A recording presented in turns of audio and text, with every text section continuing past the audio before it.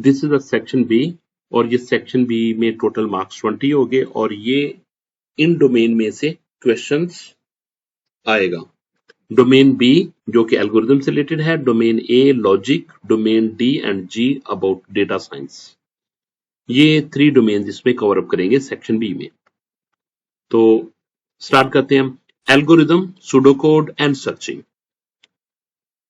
Question number 4, write an algorithm to input 3 numbers and print the largest number. आपने क्या करना है, आपने एक एल्गोरिथम लिखना है जिसमें 3 नंबर्स आपने यूजर से इनपुट करने हैं और उनमें से जो लार्जेस्ट नंबर है वो डिस्प्ले करना है। तो इसको हम 4A को करने जा रहे हैं।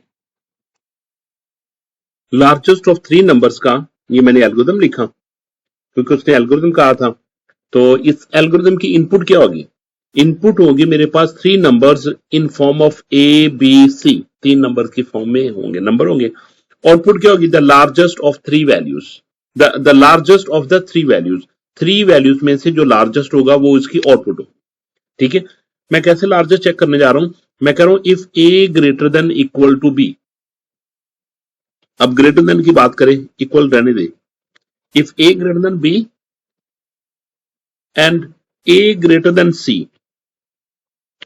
If A greater than B and A greater then C, अगर ए बी से भी बड़ा हो और ए सी से भी बड़ा हो तो लार्जेस्ट में क्या ले हो, लार्जेस्ट में ए लेके आ जाओ। अगर ये नहीं है तो फिर चेक करो कि बी ग्रेटर देन सी है। अगर बी ग्रेटर देन सी है, क्लियर,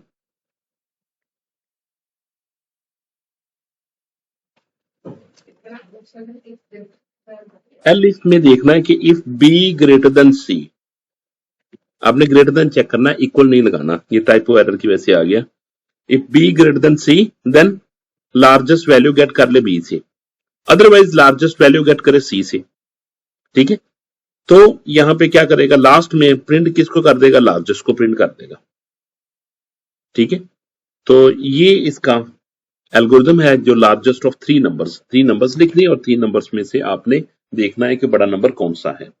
क्लियर।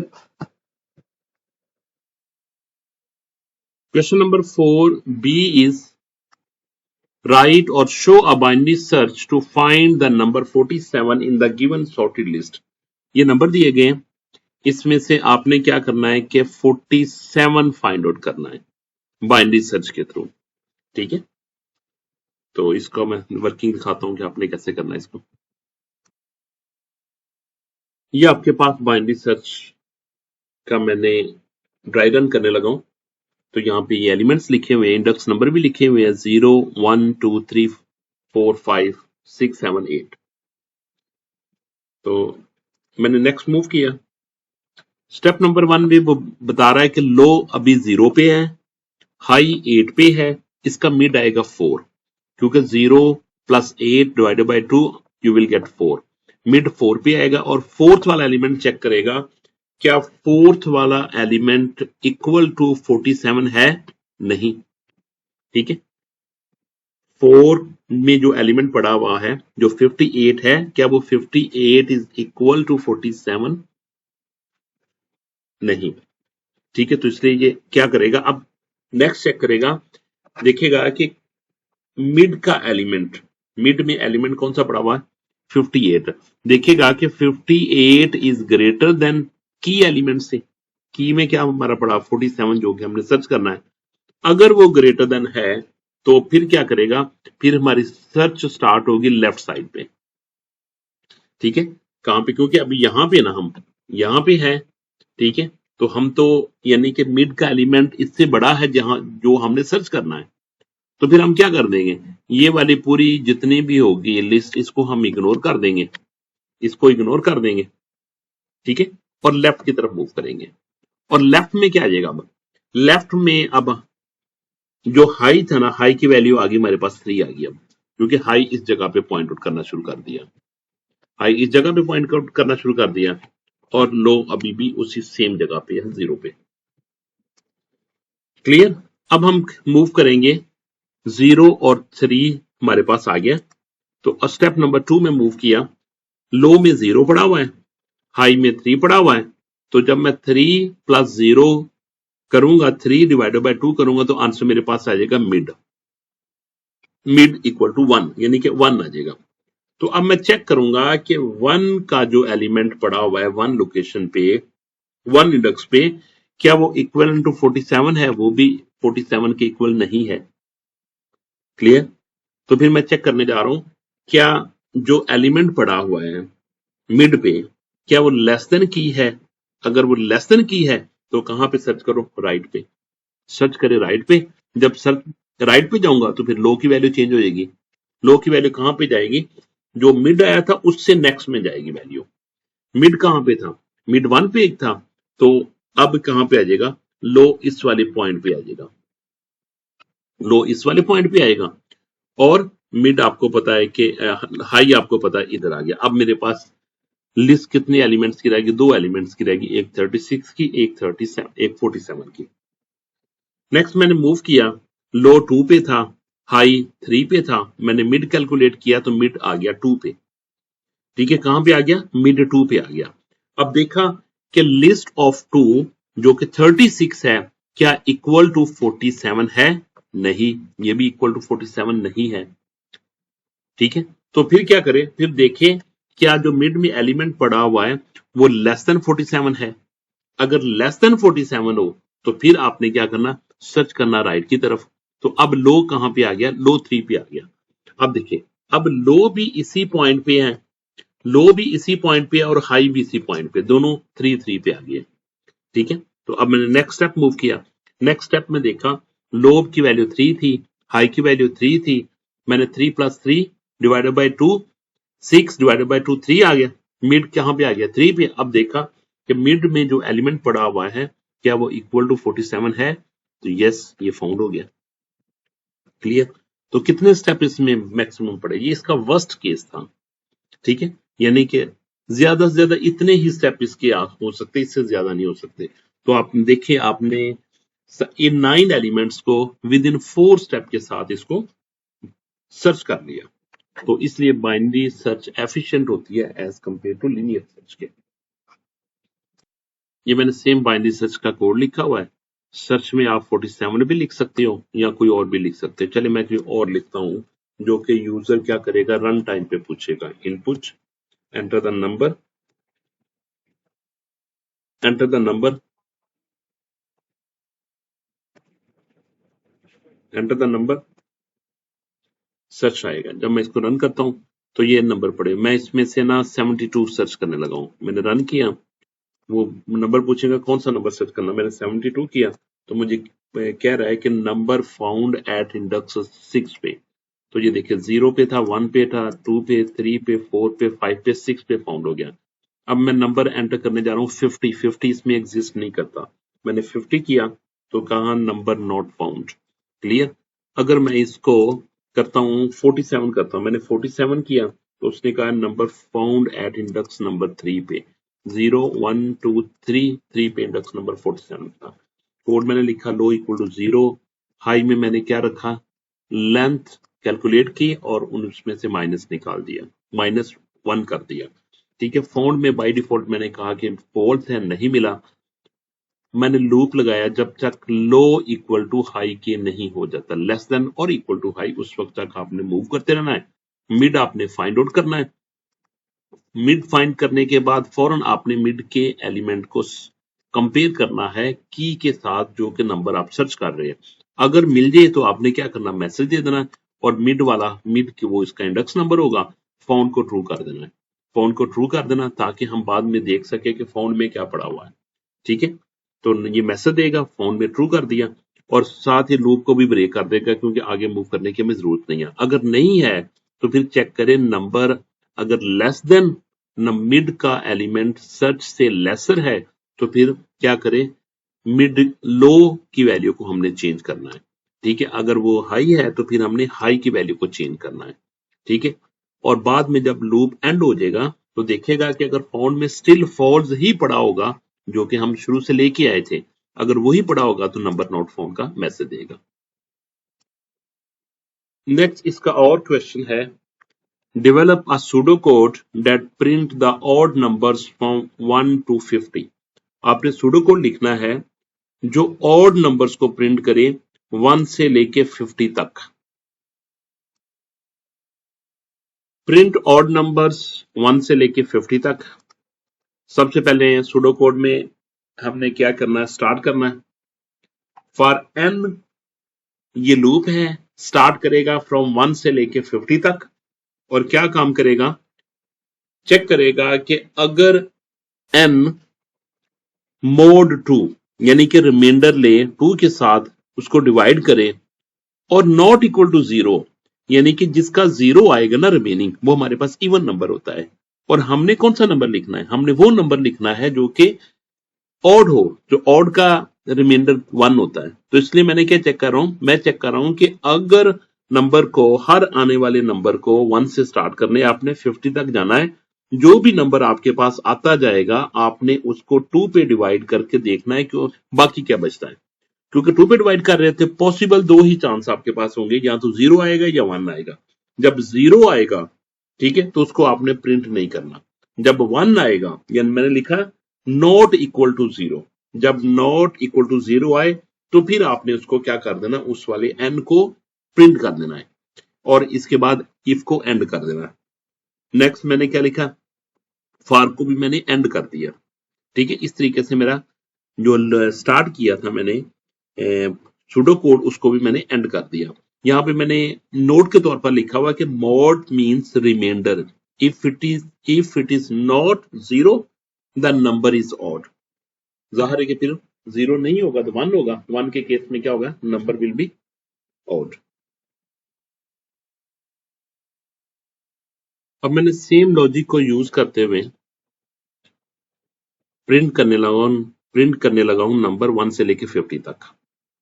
ठीक है, अगर मैं इस वाली स्टेटमेंट को यूज नहीं करता, सपोज इस वाली स्टेटमेंट को यूज नहीं करता, तो जस्ट मैं रन करता हूं और देखिए इसकी आउटपुट क्या आएगी, ये सारे के सारे नंबर प्रिंट कर देगा 1 से लेके 50 तक, सारे के सारे नंबर प्रिंट कर देगा।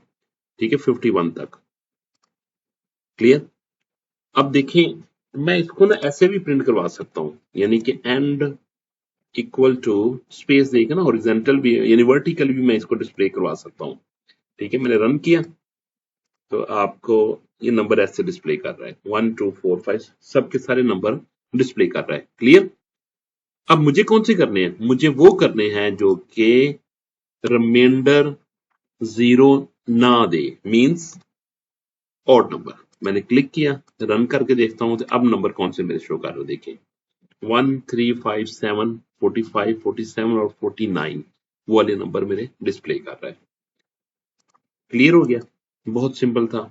आपने इसका सूडो कोड लिखना, सिर्फ प्रोग्राम तो जस्ट मैं आपको दिखा रहा हूं ताकि you can get good concept. Question number 4 का जो अल्टरनेटिव पार्ट है, इसका B part is draw a trace table for the given pseudo code. आपने क्या करना है, ये सूडो कोड दिया गया, आपने इसका ट्रेस टेबल लिखना है। स्टेप नंबर 1 में स्टार्ट करना है आपने, num1 इक्वल टू 2, num2 से स्टार्ट करना है और num5 यानी कि num1 में 2 पड़ा हुआ है और num2 में 5 पड़ा हुआ है। क्लियर। टोटल में 0 पड़ा हुआ by default. For I from 1 से स्टार्ट करेगा और कहां तक मूव करेगा, num2 तक। num2 को देखा जाए तो ये num2 ये मेरे पास बनता है, num2 ये मेरे पास है जो कि 5 है, यानी कि ये 1 से स्टार्ट करेगा 5 तक मूव करेगा और क्या करेगा, ऑल द स्टेप में टोटल में num1 की वैल्यू स्टोर करता है, num1 की वैल्यू को ऐड करता जाएगा और num1 की वैल्यू क्या पड़ी हुई है, 2 ही है। ठीक है, इसके बाद लूप को एंड कर देगा, यहां पे लूप एंड हो रहा है। ठीक है, और प्रिंट करेगा टोटल को। इसका हमने ट्रेस टेबल लिखना है। तो यहां पे ये देखिए आई की वैल्यू मैंने लिख दी है, num1 की वैल्यू और टोटल की वैल्यू। num1 में मेरे पास क्या पड़ा हुआ है, num में मेरे पास फिलहाल 2 है, ठीक है, एट द बिगिनिंग, और num2 में क्या पड़ा हुआ है, num2 में 5 पड़ा हुआ है। ठीक है, तो आई की वैल्यू 1 होगी, num1 की वैल्यू 2 ही है, टोटल में भी क्या आ जाएगा, 0 आ जाएगा, सॉरी 2 आ जाएगा, यानी कि 2 प्लस 0 टोटल है, 2 प्लस 0 2 आ जाएगा। आई की वैल्यू 2 हो जाएगी, नम की वैल्यू स्टिल मेरे पास 2 ही पड़ी क्योंकि नम की वैल्यू चेंज नहीं हो रही। टोटल में प्रीवियस वैल्यू क्या पड़ी थी? टोटल में प्रीवियस वैल्यू पड़ी थी ये 2, और इसमें फिर क्या आपने ऐड करना है? नम 1 की वैल्यू। जब नम 1 वैल्यू की करेंगे तो टोटल में फिर क्या आ जाएगा? 4 आ जाएगा। जब आई की वैल्यू 3 हो जाएगी तो प्रीवियस वैल्यू क्या पड़ी हुई है टोटल में? टोटल में प्रीवियस वैल्यू 4 पड़ी हुई है। अब फिर आपने नम 1 की वैल्यू एंटर करनी जो कि 2 है, तो 4 + 2 क्या आ गया? 6। नेक्स्ट हमने मूव किया, जब आई की वैल्यू 4 होगी तो देखिए टोटल में प्रीवियस वैल्यू 6 पड़ी हुई है, इसमें आपने किसकी वैल्यू ऐड करनी है? नम 1 की, और नम 1 की वैल्यू 6 है। मीन के 6 + 2 = 8 ऐसी आएगा। ठीक है, फिर मैं रन करूंगा तो क्या करूंगा? 8 + 2 = 10। क्लियर? अब 5 यहां तक ही मूव करना था इसने। ठीक है, इसके बाद क्या हो जाएगा? Print total = 10। ये इसका आंसर शो कर देगा 10। ठीक है, टोटल में वैल्यू क्या आ जाएगी? 10 आ जाएगी। तो इस तरह अगर आपके पास ज्यादा भी नंबर होते तो आपने डायरेक्ट इस तरह का पैटर्न निकाल के तो उसका आंसर लिख देना था कि इसका आंसर क्या आएगा। प्रिंट 10। मैं इसका भी आपको प्रोग्राम रन करके दिखाता हूं।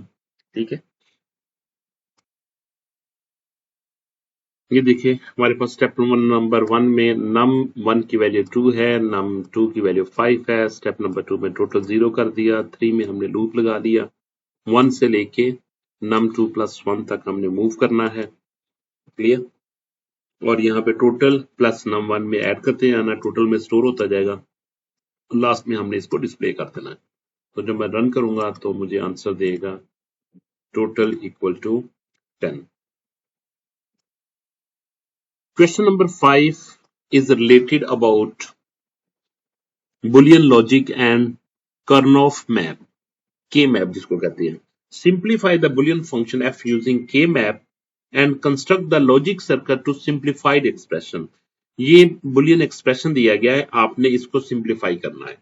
सिंप्लीफाई करने का एक मेथड के मैप भी है, तो आपने के मैप के थ्रू इसको सिंप्लीफाइड करना है, और सिंप्लीफाइड करने के बाद जो इसका फाइनल एक्सप्रेशन आएगा, सिंप्लीफाइड एक्सप्रेशन आएगा, उसका आपने लॉजिक सर्किट ड्रा करना है।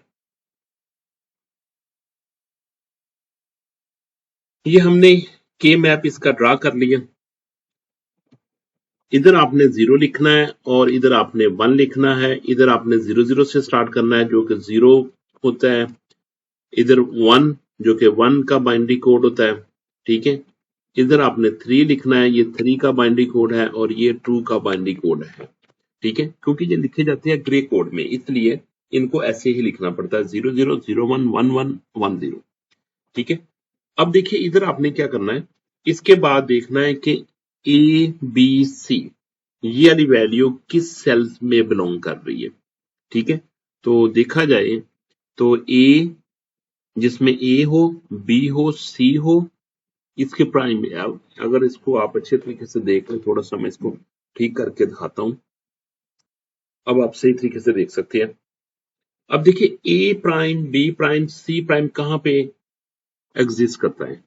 ठीक है, अब जहां पे ए 0 होगा ना, ए 0 का मतलब है कि आपने क्या करना है, इसके ऊपर प्राइम है।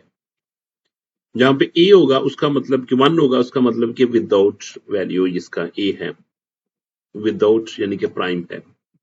ठीक है, और इसी तरीके से बी सी है। ठीक है, बी सी का मतलब ये है कि जहां पे 0 होगा, बी के ऊपर भी प्राइम होगा, सी के ऊपर भी बार होगी। यहाँ पे बी और सी की बात कर रहे हैं तो बी के ऊपर प्राइम होगा, सी जो 1 होगा वो विदाउट बार होगा, और जो 0 होगा वो विद बार होगा। यहाँ पे मैंने बी लिखा, यहाँ पे क्या आ गया, सी आ गया, सी बार आ गया। ठीक है, तो अब देखना है कि ये वैल्यू, ये वाली वैल्यू किस सेल से बिलोंग कर रही है। ठीक है, फिर ये वैल्यू किससे कर रही है, फिर ये किससे कर रही है। मैंने सारी की सारी वैल्यू को इसके कोरस्पॉन्डिंग सेल में लिखता हूं जहां पे ये बिलोंग करती होगी। ठीक है, तो कितनी वैल्यू थी मेरे पास, 1 2 3 4 5 6, तो मैंने ये देखे 6 जगहों पे क्या कर दिया, 1 कर दिया।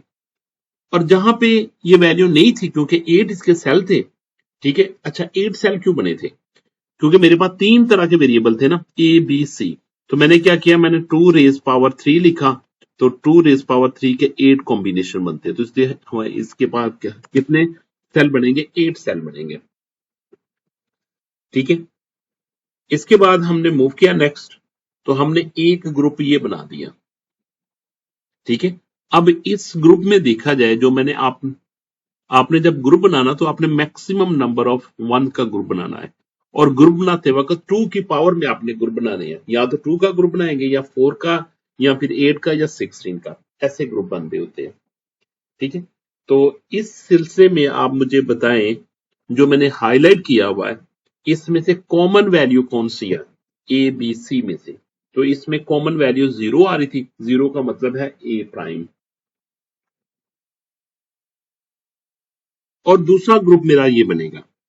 ठीक है, तो इन चारों में जो मैंने सेकंड ग्रुप बनाया हुआ है ब्लू कलर से, तो इसमें क्या कॉमन है, इसमें सिर्फ सी कॉमन है, यानी कि 1 का मतलब क्या, C. Clear, A B C, one था ना सब में कॉमन, तो सी आ गया। अब मुझे मेरे पास सिंप्लीफाइड एक्सप्रेशन ये मेरे पास आ गया, F equal to A prime plus C, A prime थोड़ा सा आगे निकल गया, लेकिन ये ए के ऊपर प्राइम है, ए के ऊपर बार है, ए बार प्लस सी आ गया। क्लियर, अब मुझे क्या करना है, इसका लॉजिक सर्किट ड्रा करना है। अब मुझे इसका लॉजिक सर्किट ड्रा करना है, F equal to A prime plus C. Clear, अब मैं इसका नेक्स्ट स्लाइड पे इसका लॉजिक गेट ड्रा करने लगा हूं। The logic circuit for F equal to A prime plus C is,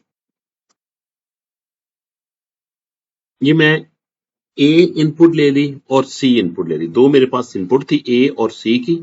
अब ए के ऊपर मैंने प्राइम लगाना, तो इसके साथ मैं नॉट गेट लगा देता हूं। जब नॉट गेट लगाऊंगा तो देखिए लेफ्ट साइड पे ए है, और जब नॉट गेट से पास करेगा तो क्या बन जाएगा, ए नॉट हो जाएगा, ए नॉट। इसके बाद C as it is straightforward जाएगा। अब देखिए A prime plus C prime, sorry C के साथ क्या यूज हो रहा है, और गेट, प्लस आ रहा है।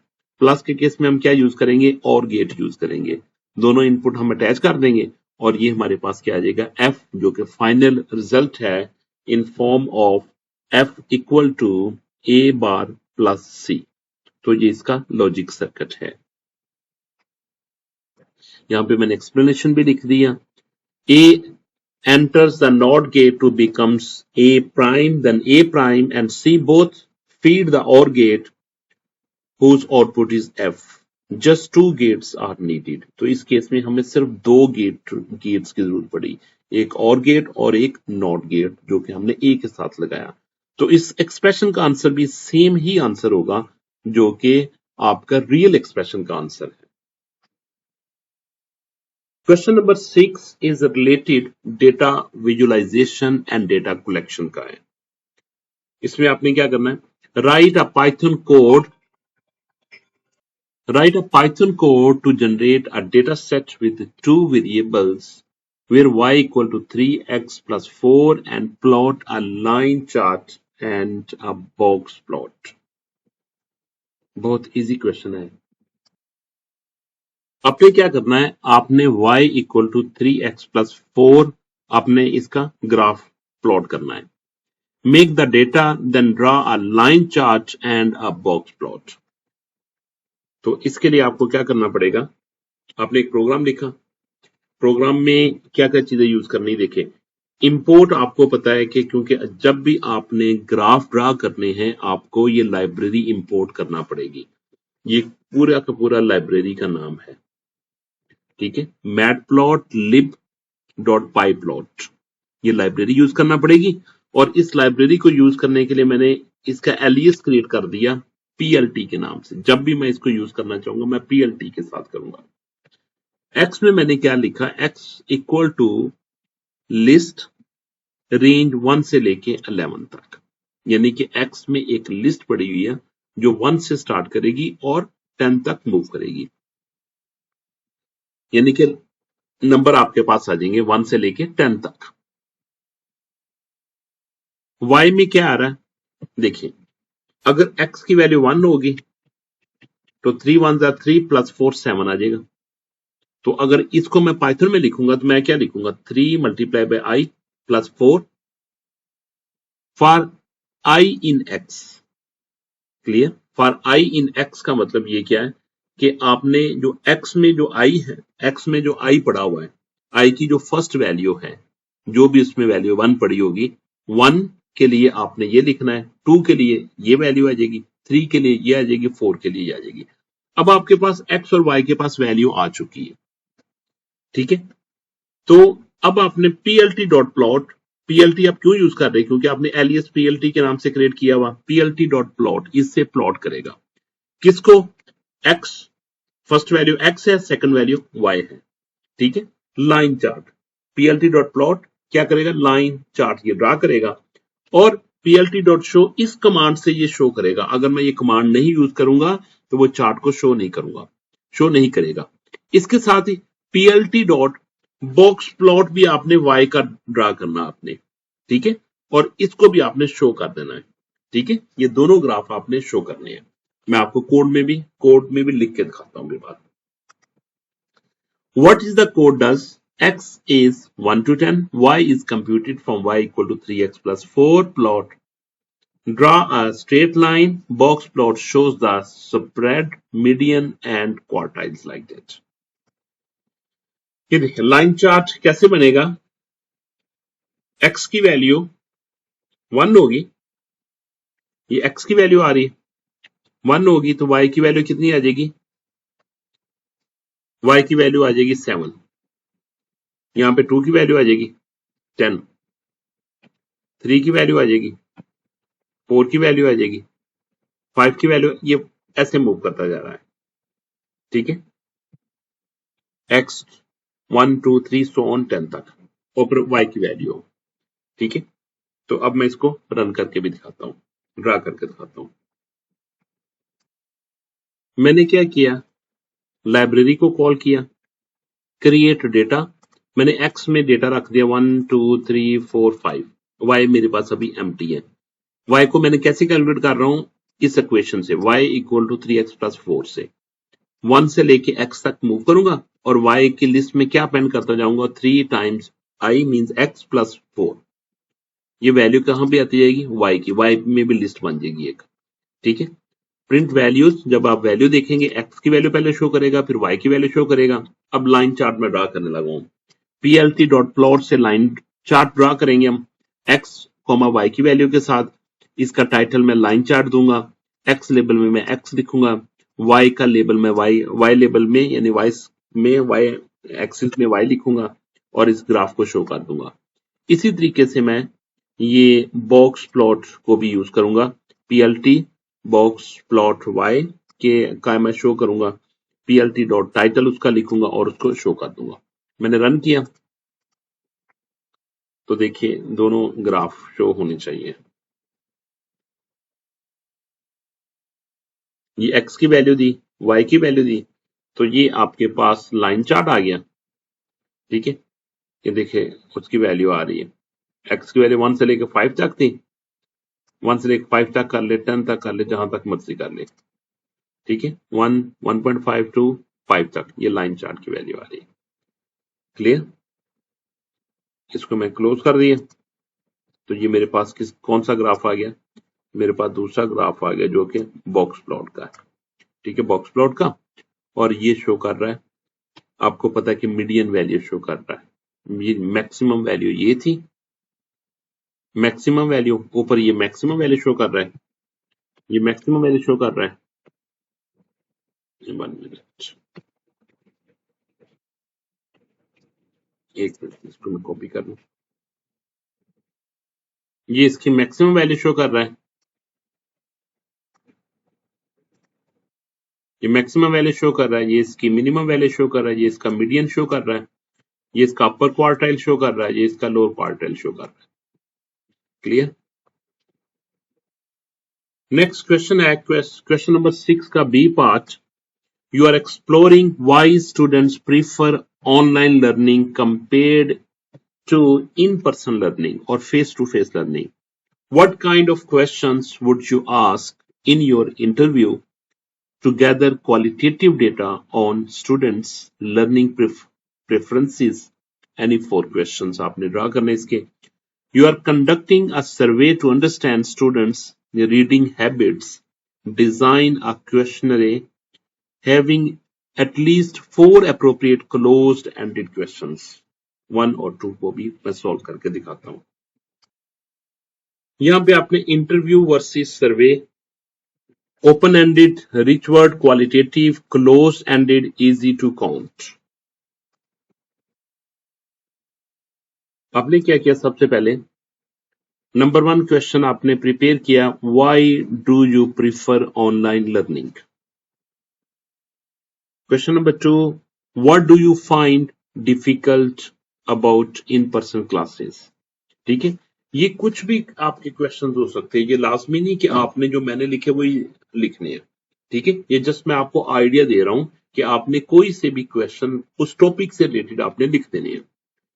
तीसरा क्वेश्चन मेरा इससे मुतालिक हो सकता है, how does online learning affect your focus. Okay, कि ऑनलाइन लर्निंग कैसे फोकस पे इफेक्ट करती है इसका, यानी फोकस आप नहीं ले पा रहे, अगर फोकस गेट करते हैं तो कैसे आप इंश्योर करेंगे you will get the benefit. Number 4, what would make online learning even better for you. तो ऑनलाइन लर्निंग को परफॉर्म बेटर कैसे कर सकते हैं आपके लिए. ठीक है, तो ये 4 क्वेश्चंस हैं, ये इंटरव्यू क्वेश्चंस हैं. अब सर्वे जो कि 4 क्लोज एंडेड क्वेश्चंस हैं जिसमें आपने इनमें से आंसर देना होता है. Do you want to read daily, तो आपको या तो यस करना पड़ेगा या आपको नो करना पड़ेगा. Next question, books per month, कितनी आप बुक्स पर मंथ रीड करते हो. 0, 1, 2, 3, 4 like that. Plus preferred format क्या इसका होता है, प्रिंटेड होती है, ई बुक होती है या ऑडियो होती है. और rate your readings habit 1 to 5. Okay, तो आपने ये सर्वे टाइप के क्वेश्चंस क्रिएट करने हैं. 4 मैंने ओपन एंडेड क्वेश्चन कर लिया और 4 मैंने क्लोज एंडेड क्वेश्चन आपको दिखा दिए, जस्ट आइडिया के तौर पर कि आपने इस तरह के क्वेश्चन को ऐसे हैंडल करना है. तो इसके साथ ही आपका ये पेपर कंप्लीट होता है, guest paper. You can now solve every question. Programming functions, programming में से फंक्शंस के बारे में आएगा, लूप्स के बारे में, लिस्ट एंड फाइल हैंडलिंग का क्वेश्चन पूछेगा जो कि डोमेन सी से बिलोंग करता है. Logic and algorithm like largest of 3, binary search, के मैप डोमेन ए और बी से बिलोंग करते हैं. डेटा साइंस जैसे कि चार्ट्स का, इंटरव्यूज का एंड सर्वे का डोमेन डी एंड जी से बिलोंग करते हैं. तो आपने प्रैक्टिस वेरी वेल करनी है.